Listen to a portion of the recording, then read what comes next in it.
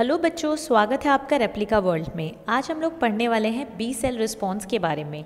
इससे पहले लेक्चर में भी हम लोगों ने बी सेल रिस्पॉन्स के बारे में पढ़ा था, पर वहाँ पर हम लोगों ने पढ़ा था कि बी सेल किस तरीके से रिस्पॉन्ड करते हैं इन केस ऑफ प्रोटीन एंटीजन, कि अगर बॉडी में प्रोटीन एंटीजन आएगा तो बी सेल किस तरीके से प्रतिक्रिया करेंगे या रिस्पॉन्स करेंगे।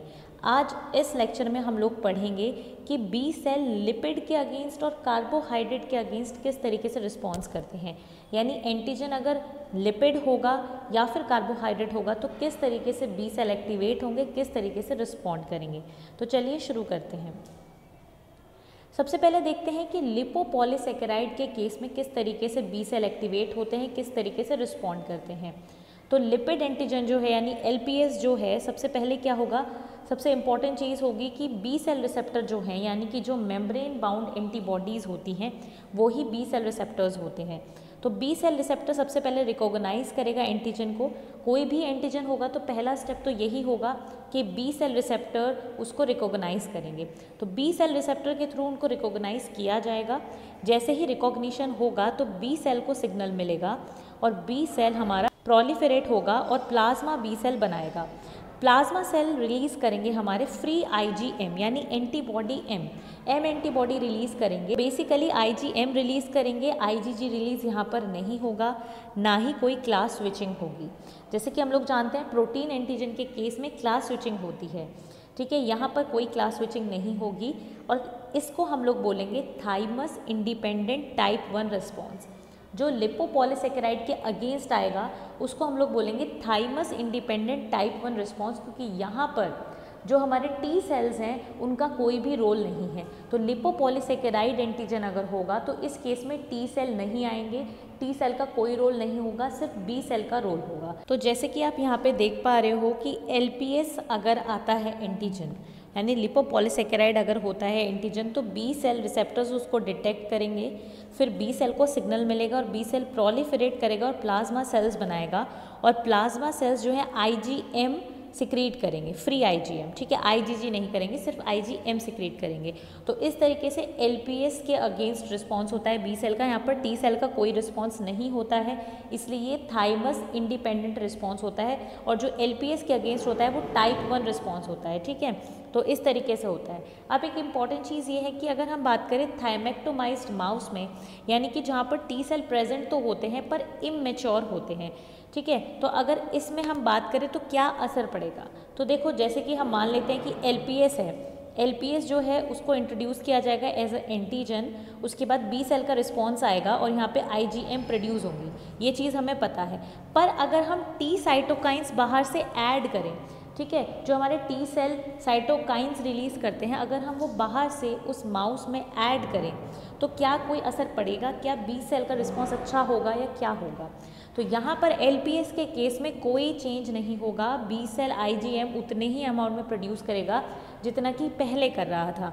बाहर से साइटोकाइन ऐड करने से कोई फ़र्क नहीं पड़ेगा एलपीएस के अगेंस्ट रिस्पॉन्स में, ठीक है। तो ये जो हम केस पढ़ रहे हैं ये पढ़ रहे हैं थाइमेक्टोमाइज्ड माउस में। अगर थाइमेक्टोमाइज्ड माउस यानी जिसमें टी सेल इमेच्योर होते हैं, अगर उसमें हम साइटोकाइंस बाहर से ऐड करते हैं, एलपीएस के अगेंस्ट रिस्पॉन्स के दौरान अगर हम साइटोकाइंस बाहर से ऐड करते हैं, टी साइटोकाइन, तो कोई भी फ़र्क नहीं पड़ता है बी सेल रिस्पॉन्स पे, ठीक है। और एंटीबॉडी के अमाउंट में भी कोई फ़र्क नहीं पड़ता है। अब हम बात करते हैं B cell activation in case of carbohydrate antigen. अगर एंटीजन कार्बोहाइड्रेट है तो किस तरीके का बी सेल का रिस्पॉन्स होगा। सबसे पहले कार्बोहाइड्रेट जो एंटीजन्स है उनको रिकॉग्नाइज कर लेगा हमारा बी सेल रिसेप्टर।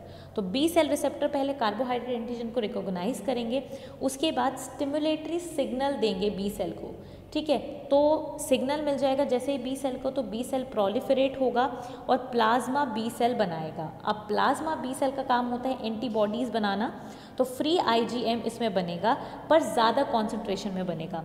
जैसे कि एलपीएस में जितने कॉन्सेंट्रेशन में फ्री आईजीएम यानी एंटीबॉडी एम बन रहे थे, उससे ज़्यादा कॉन्सेंट्रेशन में कार्बोहाइड्रेट के अगेंस्ट बनेंगे। इसका मतलब ये है कि एलपीएस के अगेंस्ट इतना अच्छा रिस्पॉन्स नहीं होता है, जबकि कार्बोहाइड्रेट के अगेंस्ट उससे थोड़ा ज़्यादा अच्छा होता है। इसलिए जो आईजीएम है उनका जो अमाउंट है वो थोड़ा ज़्यादा होगा as compare to LPS antigen के केस में, ठीक है। और यहाँ पर एक और इम्पॉर्टेंट चीज़ ये है कि अगर थाइमेक्टोमाइज्ड माउस में हम बाहर से टी साइटोकाइंस ऐड करें, इस केस में कि सबसे पहले थाइमेक्टोमाइज माउस में जो हमारा कार्बोहाइड्रेट एंटीजन है उसको डाला जाए, तो उसके अगेंस्ट हमारा बी सेल रिस्पॉन्स आ जाएगा।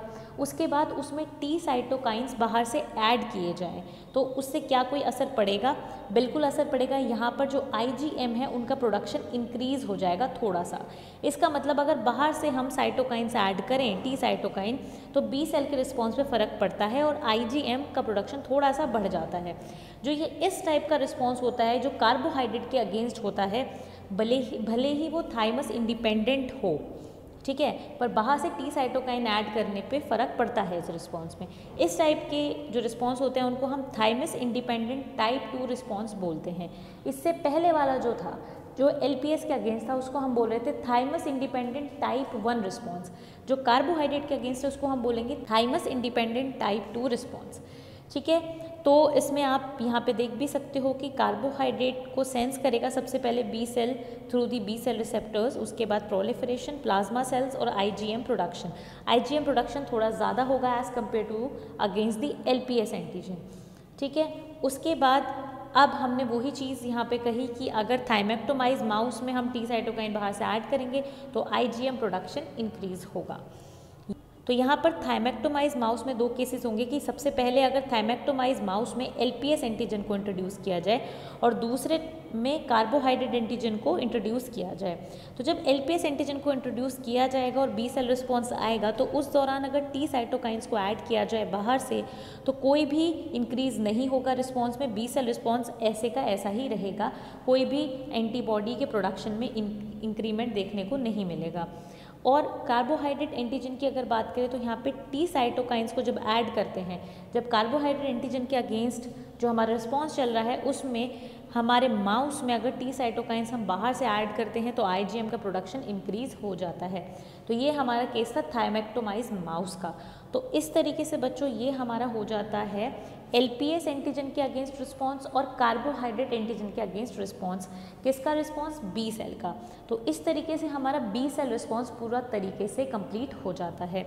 तो बच्चों आज के लिए सिर्फ इतना ही। मैं उम्मीद करती हूँ वीडियो आपको अच्छी लगी होगी। अगर अच्छी लगे तो लाइक ज़रूर करें, शेयर करें और रेप्लिका वर्ल्ड को सब्सक्राइब करें।